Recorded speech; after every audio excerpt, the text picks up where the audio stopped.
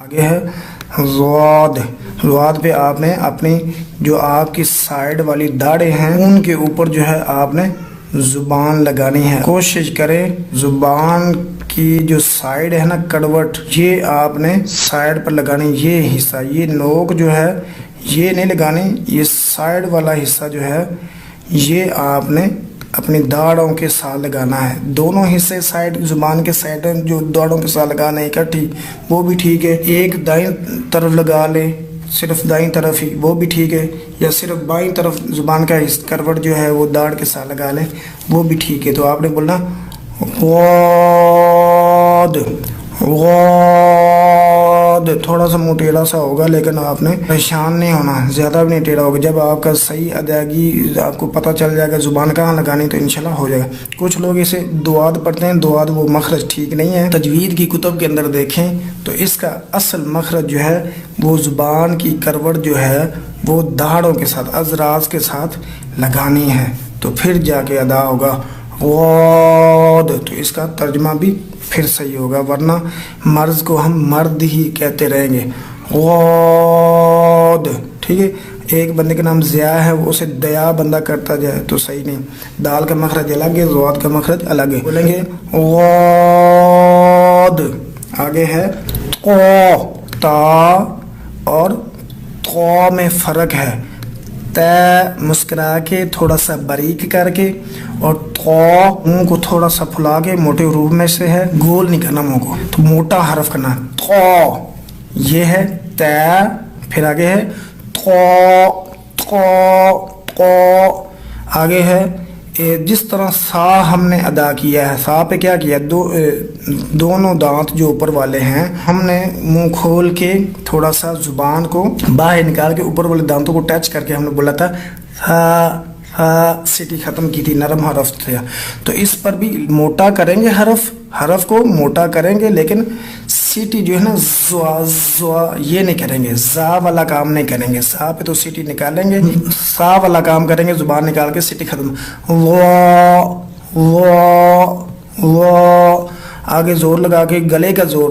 درمیان والا حصہ، عین عین عین، آئین کی بجائے آئین، اپنے گلے کو درمیان سے دبائیں انشاءاللہ ادا ہوگا، آئین آئین۔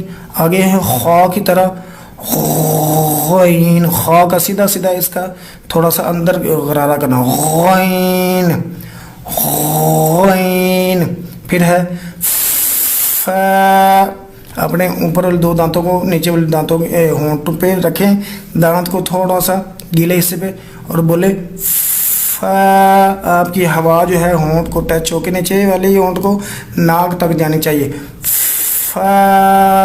کا ترجمے کے اندر ہم نے سورہ فاتحہ کے 4 نام پڑھ لیے تھے، سورہ فاتحہ کے 4 نام پڑھ لیے تھے، کون سے؟ سورہ فاتحہ، فاتحۃ الکتاب 1 نام، دوسرا سورۃ الحمد 2 نام، تیسرا سورۃ الحمدللہ رب العالمین 3 نام، چوتھا نام جو ہے وہ ہے الصلاۃ یعنی نماز، دعا۔ تو یہ 4 نام ہم نے سورہ فاتحہ کے پڑھ لیے، فاتحہ، الحمد، الحمدللہ رب العالمین، الصلاۃ۔ تو الصلاۃ کے بارے میں رسول اللہ صلی اللہ علیہ وسلم نے فرمایا کہ اللہ تعالیٰ فرماتے ہیں میں نے اپنے اور اپنے بندے کے درمیان سورہ فاتحہ کو، نماز کو، اللہ پاک نے نماز کا لفظ فرمایا، نماز کو 2 حصوں میں تقسیم کر دیا ہے، ایک حصہ میرا بندہ میرے لیے بیان کرتا ہے، ایک حصہ وہ اپنے لیے بیان کرتا ہے کہ اپنے لیے مانگتا ہے تو میں اسے عطا کرتا جاتا ہوں۔ پہلا کیا حصہ ہے؟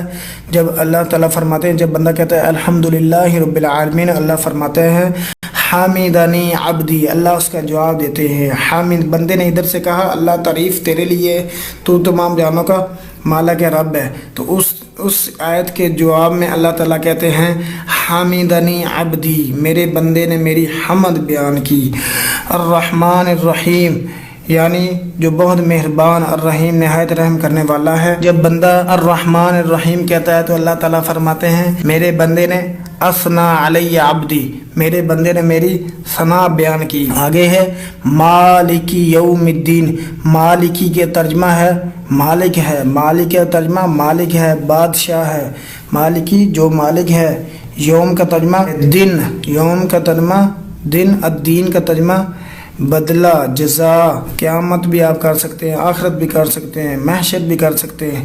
زیادہ تر یہاں پر بدلہ یا جزا ہوگا. اگر دال کے اوپر زبر آ جائے دین تو پھر ترجمہ ہو جاتا ہے قرض, ترجمہ ہو جاتا ہے قرض. اب زیر ہے تو ترجمہ ہوگا بدلہ.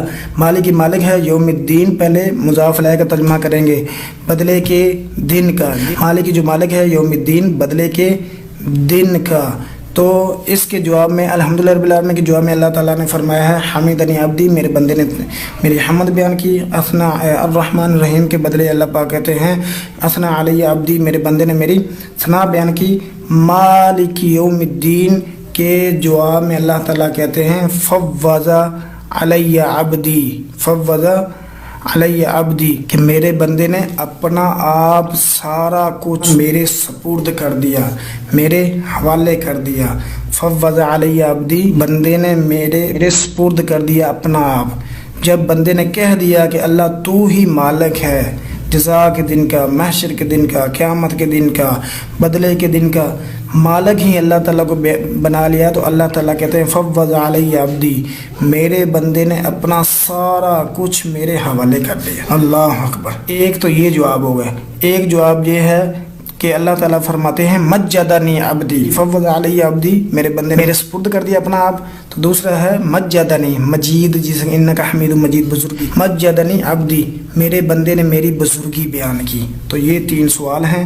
ان میں سے ایک سوال یہ ہے سورہ فاتحہ کی ابتدائی آیات میں اللہ کی کون سی صفات بیان ہوئی ہیں. ابتدائی آیات میں پہلی جو شروع والی آیات ہیں ان میں اللہ تعالیٰ کی کون سی صفات بیان ہوئی ہیں. صفات کیا ہے؟ حمد ثنا تمجید. حمد ثنا تمجید, میرے بندے نے حمد بیان کی, ثنا بیان کی, تمجید بزرگی. حمد ثنا تمجید سورہ فاتحہ کی ابتدائی آیات میں اللہ کی جو صفات بیان ہوئی ہیں, اللہ کی صفات حمد ثنا تمجید. یہ عربی بول چال کے اندر ہمارا سبق چل رہا تھا درس و ثانی. اس کے اندر ہم نے مسجد کو کیا کہنا ہے, گھر کو کیا کہنا ہے, دکان کو کیا کہنا ہے, ڈیسک کو کیا کہنا ہے, بینچ کو کیا کہنا ہے, ترازو کو کیا کہنا ہے, یہ ہم نے پڑھ لیے ہیں. بالوں کو کیا کہتے ہیں, جو انسان کے بال ہوتے ہیں ان کو کیا کہتے ہیں, ان کی عربی ہے شعر, عین کے ساتھ شعر. اور جو سر ہوتا ہے اس کو عربی میں کہتے ہیں رأس.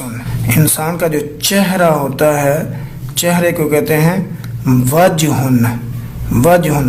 نوز ناک جو ہے اس کو کہتے ہیں انفن.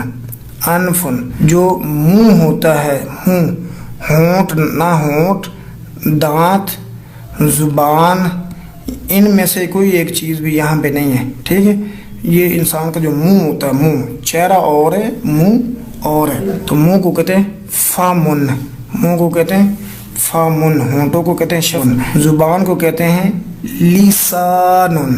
لسان. گھر ہے اس کا آپ نے ترجمہ کرنا ھذا بیت, ترجمہ کریں ھذا دکان, ھذا مسجد, ھذا بیت. اس طرح کے آپ نے ان کے ترجمے کرتے جانا ہے. اور آپ نے یہ ذہن کے اندر رکھنا ہے کہ جب میں کسی کو تعارف کراؤں یا عربی کے اندر کس چیز کی پہچان کراؤں کہ میرا سر ہے, میرا پیٹ ہے, تو آپ نے یہ ایک جگہ ھذا لگانا ہے اور اپنے سر کے ھذا راسی. عقیدے کا ہمارا سبق چل رہا تھا عبادت کیسے کریں, اللہ کی عبادت کیسے کریں. جواب اس کا جس طرح ہمیں اللہ اور اس کے رسول نے حکم دیا اسی طرح کرنے. دلیل ہم نے سورہ محمد کی پڑھ لی ہے, یا ایھا الذین آمنوا اطیعوا اللہ واطیعوا الرسول ولا تبطلوا اعمالکم, اے ایمان والو اللہ کا حکم مانو اور اللہ کے رسول کا حکم مانو اور اپنے اعمال برباد نہ کرو. تو یہ ہوگا کہ اللہ اور اس کے رسول کے حکم کے مطابق عبادت کرنی. اگر عبادت اللہ اور اس کے رسول کے حکم کے مطابق نہیں, طریقے کے مطابق نہیں, تبطلوا اعمالکم میں پھر عمل جو ہے وہ ضائع ہو جائیں گے, طریقہ قبول نہیں. اس کی دلیل محمد رسول اللہ صلی اللہ علیہ وسلم نے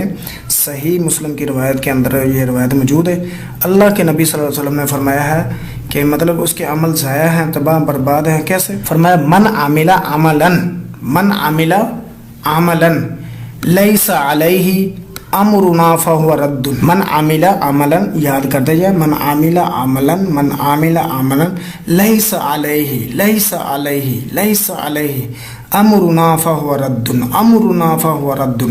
तर्जुमा, जो शख्स ऐसा अमल करेगा जिस पर हमारा हुक्म नहीं, वो अमल मरदूद है, मतलब कबूल नहीं। ऊपर जो आयत के अंदर हमने पढ़ा है, अल्लाह और उसके रसूल के हुक्म को अमल करना है, इताअत करनी है और अपने अमल ज़ाया नहीं करने। मतलब अल्लाह के तरीके, अल्लाह के फरमान और रसूल के फरमान के अलावा कोई और अमल कर लिया तो फिर अमल ज़ाया। तो अल्लाह के रसूल भी इसकी वजाहत कर रहे हैं, जिसने ऐसा अमल किया कि जिसको हमने बयान नहीं किया, हमने फ़र्ज नहीं किया, हमने कहा ही नहीं है कि ये अमल करना है, अपनी तरफ से नया अमल बना के निकाल लिया, तो अल्लाह के रसूल फरमाते हैं फ़हुव रद्दुन, तो वो अमल मरदूद है, इसका कोई फ़ायदा नहीं। जो अमल करें वो देखें कि अल्लाह ताला ने फरमाया है ये अमल करना, जो अमल करें वो देखें कि रसूलुल्लाह सल्लल्लाहु अलैहि वसल्लम की ज़िंदगी के अंदर ये अमल मिलता है, अगर नहीं मिलता तो उसे छोड़ दें, कोई फ़ायदा नहीं। ये हदीस याद करें, मन आमिला अमलन लैसा अलैहि अमरुना फहुव रद्दुन, जिसने ऐसा अमल किया कि जिस पर हमारा हुक्म ही नहीं है, हमारी मोहर ही नहीं है अल्लाह रसूल की, वो अमल मरदूद है। तो अल्लाह के रसूल सल्लल्लाहु अलैहि वसल्लम फरमाते हैं, जिसने जानबूझकर हमारे ऊपर कोई कहा कि अल्लाह के रसूल ने ये फरमाया था, मैं इसलिए ये अमल कर रहा हूँ, अगर तो अल्लाह के रसूल ने फरमाया तो ठीक है,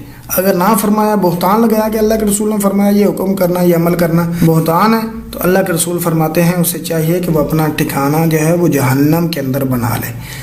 आज बड़े मुफ्ती आपको मिलेंगे फतवा देते हुए, बड़े लोग आलम जो हैं वो सियाने बने होंगे, तो कहेंगे भाई ये भी फलां वाक़या है, फलां हदीस के अंदर आता है, हदीस के अंदर ये नेकी है, इस तरह करनी चाहिए।